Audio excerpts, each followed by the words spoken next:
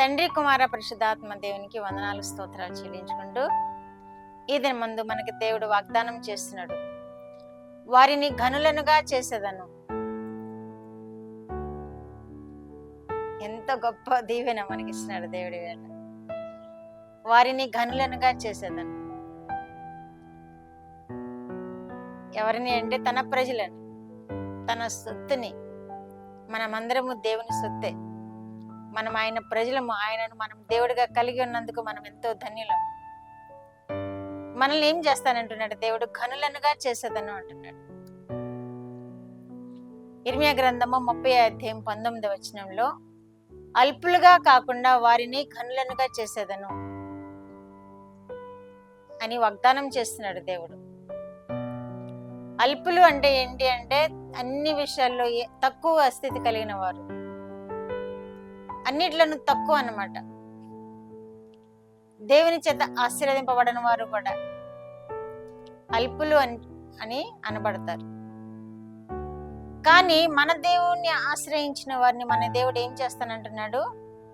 ఘనులనుగా చేస్తానంటున్నాడు. అల్పులనుగా కాకుండా అని కూడా అంటున్నాడు. నేనే వారిని ఘనులనుగా చేస్తాను అంటున్నాడు. కాబట్టి దేవుడు మనల్ని ఆశీర్వదిస్తానని మనల్ని ఈ విధంగా వాక్యాల ద్వారా మనతో మాట్లాడుతూ ఉన్నప్పుడు మనం ఎందుకు ఆయన బిడ్డలముగా జీవించకుండా ఆయనకి దూరముగా ఉండాలి? ఎందుకు మనం ఈ లోక సంబంధమైన వాటి కొరకే వెతుకుతూ దేవునికి దూరంగా ఉండాలి? ఎందుకు ఈ ఆశలకే లోనైపోయి మనం దేవునికి దూరముగా ఉండాలి? మన దేవుడే అన్ని సర్వసంపదలు కలిగి మనల్ని గొప్ప చేస్తానని వాగ్దానాలు ఇస్తున్నప్పుడు మన దేవుణ్ణి హత్తుకొనకుండా ఈ లోకాన్ని ఎందుకు హత్తుకోవాలి? మనం లోక స్నేహం చేయకూడదని మరి ఒక చోట రాయబడింది కదా. కనుక మన దేవుణ్ణి మనం ఆశ్రయిద్దాము. మన దేవుణ్ణి మనం ఆశ్రయించినప్పుడు మనల్ని ఘనపరుస్తాడని, ఘనులనుగా చేస్తానంటున్నాడు, గొప్ప చేస్తానంటున్నాడు. ఆయన యందు భయభక్తులు గల వారిని ఆయన బహుగా ఆశీర్వదిస్తాడు, బహుగా హెచ్చిస్తాడు, ఉన్నతమైన స్థలంలో నిలబెడతానన్నాడు ఒక చోట.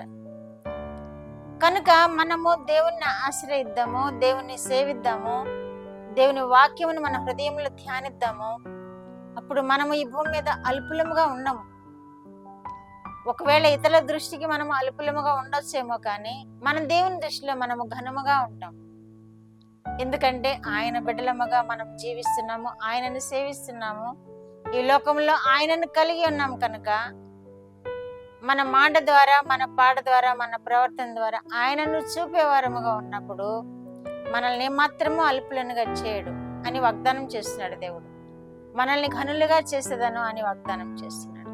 ఆ విధముగా ఘనులుగా చేసినప్పుడు మనం ఎలా ఉంటామంటున్నాడు? అప్పుడు మీరు నాకు ప్రజలే ఎందురు, నేను మీకు దేవుడనే ఎందురు అంటున్నాడు. అలాగా మనల్ని ఆశీర్వదించి మనల్ని ఆయన వద్దకు నడిపించుకుంటాడు అనమాట. మనల్ని ఆయన వైపు త్రిప్పుకోవడానికి మనల్ని ఆశీర్వదిస్తాడు, ఘనపరుస్తాడు, హెచ్చిస్తాడు. మనకి ఆయన దేవుడిగా ఉండడానికి, మనము ఆయన ప్రజలముగా ఉండడానికి మనల్ని మేలులతో తృప్తిపరుస్తాడు.